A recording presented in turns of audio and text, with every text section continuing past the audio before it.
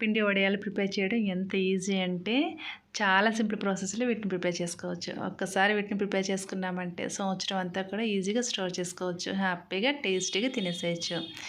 ఈ వడియాల ప్రిపరేషన్లో మెజర్మెంట్స్ కరెక్ట్గా ఉండాలండి. అప్పుడే మనకి వడియాలు పర్ఫెక్ట్గా వస్తాయి. అండ్ ఆయిల్ వేసినప్పుడు చక్కగా పువ్వులాగా పొంగుతుంది అనమాట. చాలా సాఫ్ట్గా ఉంటాయండి వడియాలు, క్రిస్పీగా. సో ఈ సింపుల్ ప్రాసెస్ వడియాలు నేను ఎలా ప్రిపేర్ చేస్తానో మీరు ఒకసారి చూసేయండి. ఒక మిక్సింగ్ బౌల్లోకి 1 కప్పు బియ్యం పిండి తీసుకున్నాను. ఏ కప్పుతో అయితే బియ్యం పిండి తీసుకున్నామో అదే కప్పుతో నీళ్ళు పోసుకోవాలి. ఫస్ట్ అయితే 1 కప్పు నీళ్ళు పోసుకొని మిక్స్ చేసుకున్నాను. తర్వాత ఇంకొక కప్పు నీళ్ళు పోసుకొని మిక్స్ చేసుకుంటున్నాను అనమాట. ఒకసారి నీళ్ళు పోసామంటే పిండి అంతా స్మూత్గా మిక్స్ అవ్వదనమాట. సో కొంచెం కొంచెంగా నీళ్ళు పోసుకొని పిండి ఏ మాత్రం ఉండాలి లేకుండా స్మూత్గా మిక్స్ చేసుకోవాలి.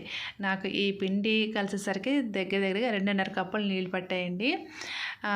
బియ్యం పిండి తీసుకున్న కప్పుతో నీళ్ళు మెజర్ చేసుకోవాలి. అండ్ అలాగే బియ్యం పిండిలో పోసిన నీళ్ళతో సహా మెజర్ చేసుకోవాలన్నమాట. సుమారుగా 2.5 కప్పులు నీళ్ళు పట్టినాయి కదా, ఇలా స్మూత్గా మిక్స్ చేసుకోవాలి. అసలు ఏమాత్రం ఉండాలి లేకుండా ఇలా ఉండాలన్నమాట. ఇప్పుడు దీన్ని పక్కన పెట్టేసుకొని ఇంకొక వెడల్పుగా ఉన్న గిన్నె తీసుకొని 7.5 కప్పుల వరకు నీళ్లు పోసుకోవాలి. ఫైనల్గా మనకి 1 కప్పు బియ్యం పిండికి 10 కప్పుల వరకు నీళ్లు పడతాయండి.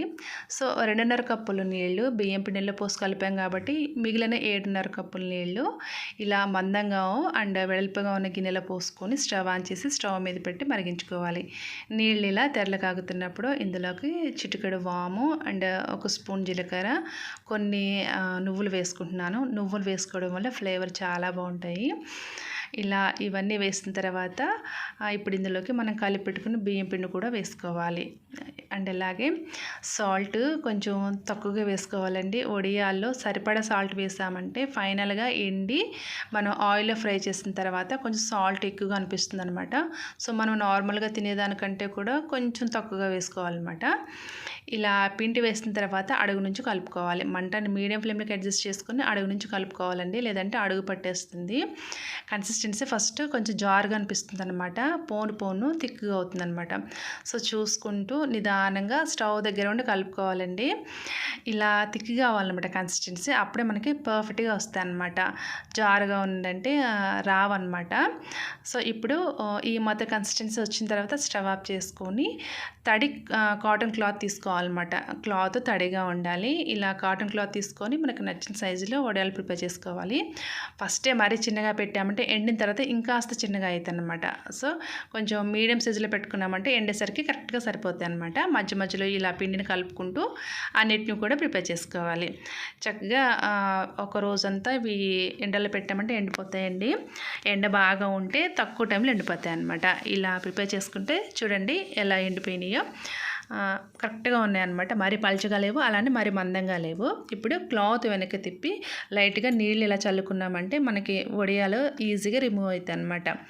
చాలా సింపుల్ ప్రాసెస్ అనమాట వడియాలు ప్రిపేర్ చేసుకోవడం. ప్రాసెస్ కొంచెం లెంతీగా ఉన్నా సరే ఈజీగా ఉంటుంది అనమాట వీటిని ప్రిపేర్ చేసుకోవడం. ఇలా ఈజీగా రిమూవ్ చేసుకొని వీటిని మళ్ళీ ఎండబెట్టుకోవాలి. చూడండి ఎండిన తర్వాత మీకు చూపిస్తున్నాను. ఇలా ఉంటాయి అన్నమాట. ఎండిన తర్వాత నాకైతే భలే పల్చగా ఆకులా వచ్చినాయి. ఇప్పుడు వీటిని బాగా వేడెక్కిన ఆయిల్లో వేసామంటే పువ్వులాగా పొంగుతాయి అన్నమాట. భలే టేస్టీగా ఉంటాయి. నువ్వులు వేసుకోవడం వల్ల బాగుంటాయి అన్నమాట టేస్ట్. ఇలా 1 బై 1 ఆయిల్లో ఫ్రై చేసుకుంటే అచ్చం తెల్లగా పువ్వులా ఉంటాయండి. సో ఈ వడియాలు ప్రిపేర్ చేయడం చాలా ఈజీ అనమాట. ఈ వడియాల ప్రిపరేషన్లో మెజర్మెంట్స్ అనేవి కరెక్ట్గా ఉంటాయి. సింపుల్ ప్రాసెస్ అనమాట. సో వీడియో నచ్చితే లైక్ చేసి సబ్స్క్రైబ్ చేయండి.